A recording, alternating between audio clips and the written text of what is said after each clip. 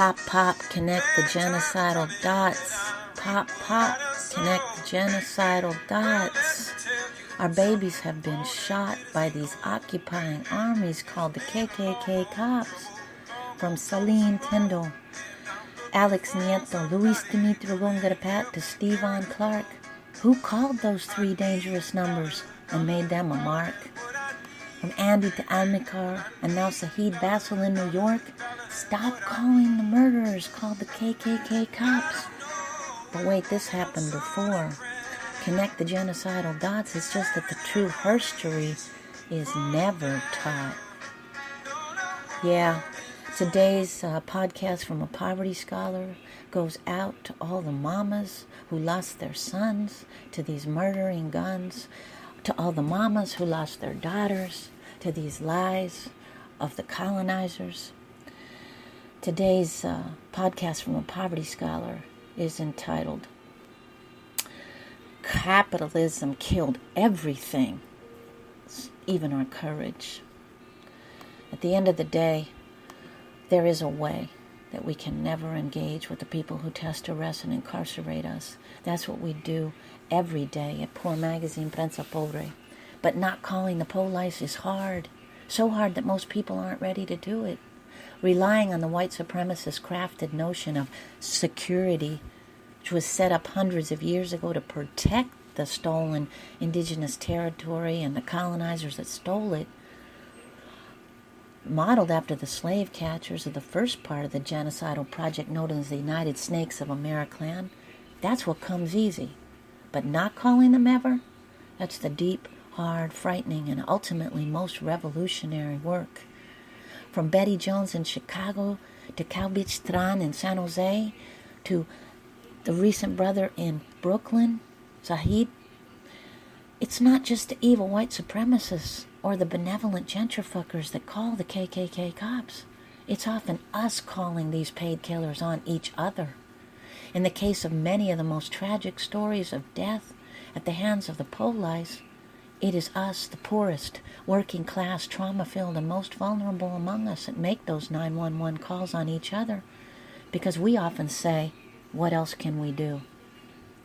Our ancient ways of protecting and loving each other, circling around each other's children and mamas, listening and being guided by our elders and ancestors, and walking more slowly with intention and prayer and purpose, have long been left in the road of hamster wheel-driven success, survival, displacement, and the ache of what we have been told we must have, but can't seem to ever attain. So the first answer is to do everything this white supremacist society has taught you to do. This requires deep mental and spiritual process of decolonization, prayer, and intention. It does not happen overnight or easily, but rather through a long process of internal work, of coalition building, of neighbor meeting. This requires you to very likely give up the things that you have been taught will provide you with safety. But this is the liberation, and this is where the change begins.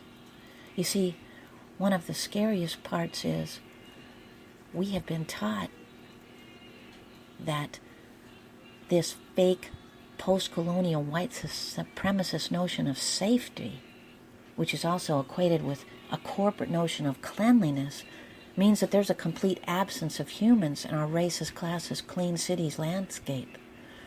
We've also been taught that the cult of independence, which separates us from our elders, our communities, our culturas, our languages, is the way to be, even though we're left all alone, living with strangers, outside of our elder circles, outside of our own bodies, and even our cultural ways of protecting ourselves and our communities. And this is yet another unnatural, bizarre, and dangerous aspect of colonization. What happened to our collective ability to hold each other, to be there for each other, to stand up for ourselves and our fellow community members when they or we face danger, quote unquote? How is it that we have given away our own instinctual knowledge of protection? And this is not just a white people problem or the tendencies of those bad white people. As a matter of fact, this is a multicultural epidemic with white supremacist capitalist domination as the root cause. and all of us as the victims. The immediate impulse to call 911 is exacerbated by racism and classism, definitely, and sometimes completely fueled by that. White people and light-skinned people of color might more likely be afraid based on their racial biases against peoples of color and therefore call 911 or the cops over so-called crimes that are completely racist and classist, like Stephon Clark going into his grandma's back door, or us scary homeless people like me and my mama sleeping in cars in our hoopties in your safe neighborhoods and being called on by you every day, cited and oftentimes arrested. Or what about when we sit on bus benches or in the street, us poor people who don't look right, who act weird, who yell too loud. But then it's also all of us, disemboweled by colonization, stripped of our courage, our ability to stop and stand up, speak up, stand by, or even handle an issue. Instead, we're quick to call the paid killers who test, arrest, incarcerate, and kill us in to handle it. This is a mistake not made just by a lack of courage, but by the lack of giving up our love and caregiving tendencies to industries. We have built profit-making industries to ghettoize our elders, take care of our parents, our disabled peoples, age-grade institutional schools to take care of our children, therapy industries to take care of our problems, and let's not forget the multi-billion-dollar pharmaceutical industries to take care of our feelings. And in the end, we are not only unable to take care of things we have come to believe are scary, but also we can't take care of ourselves or anything that seems like too much work, too much time, too much hassle. In essence, not only has the lie of civilization swallowed our creativity, our ethics, and our spirit, it has made us collectively too lazy to even be human. In our 10, 11, or 15 things you can do to not call the PoLice ever list, we talk about building up a community circle. This takes a while. You can't trust people overnight that you just met, but it's an essential part of decolonizing our lives, our bodies, our communities, and our familias. And then the other piece is taking care of our mamas and our children instead of calling in the systems that will test, arrest, incarcerate, and call the 911s on us, the CPS and the APS. It means becoming the revolutionary street workers, lifting up the comadres and abuelas and aunties and uncles, padres and tios who are there. People like myself and Vivi T, Lori, Junebug, Mama Blue, Mama Tracy, Uncle Muteado, who are holding all of our children in struggle at Decolonize Academy and Poor Magazine and Homefulness because we refuse to ever call in APS or CPS. And yeah, as poor parents, as poor people, we hurt each other, and sometimes we even put our children at risk. We also talk about decolonized solutions rooted in poor and indigenous people-led theory and self-determination. Movements like the Autodefensas in Mexico, the Barrio 23 de Janeiro in Caracas, Venezuela. In both of these places, people kicked the PoLice out of their town, and in both cases, as on this stolen land, violent crime went down. In the end, it's a struggle. It's a struggle because we've been confused by this colonizer lie of safety and security.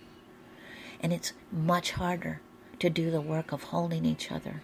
At Poor Magazine, we've started the Elephant Justice Circle or the Elephant Family Council, where we as elders and families hold each other in accountability and in time when we do things to each other, which we do, because as colonized and broken people, we're always hurting each other and ourselves. So this podcast from a poverty scholar goes out to all the mamas who've lost their sons, all the woke, semi-conscious, semi-awake, and fast asleep listeners to realize that you can do something else. But wait, this happened before. Connect the genocidal dots. It's not just that the true history is never taught, Pop, pop, connect the dots, stealing our land, culturas, killing our babies, calling us slaves to be sold and shot. Pop, pop, connect the dots. They came with guns and cannons, shooting us unless we became them, and then leaving us to rot. Pop, pop, connect the dots. They had names like Columbus, Magellan, and Jefferson, so close your eyes. Focus on the historical lies. Think about it for a minute. Moody, Meserly, and Joseph are their new names. They just riding on a new ship. Pop, pop, connect the dots. That's the sound of tasers and gunshots. These are 21st century slave catchers, missionaries, and saviors, killing us with their missions, traditions, PoLice, and prisons. So let's stop the pop, pop, and truly connect the dots. Never call those 3 dangerous numbers. Let's try another sound that begins in our ancestors. Time, our love, our fingers, rooted in the medicine of a decolonized mind, where our black, brown, poor warriors live and aren't labeled a crime, where Creator, Great Spirit, Orishas, and ancestors are welcome to shine, where safety and security never has to mean a 911 call or a yellow PoLice line. Shout out to all the mamas and the fathers who lost their babies. The next How to Not Call the PoLice Ever workshop, led by Poor Magazine, Poverty, and Indigenous scholars, will be in June.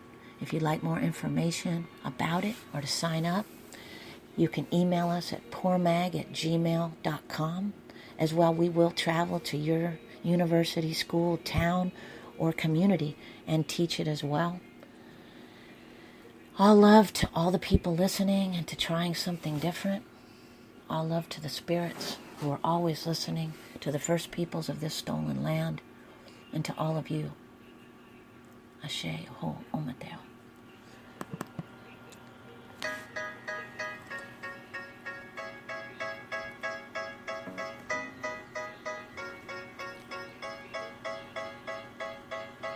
I need a dollar, dollar, dollar, that's what I need. Hey, hey. Well, I need a dollar, dollar, dollar, that's what I need. Hey, hey. Said I need a dollar, dollar, dollar, that's what I need. And if I share with you my story, would you share your dollar with me? No, I already did. No, don't turn it.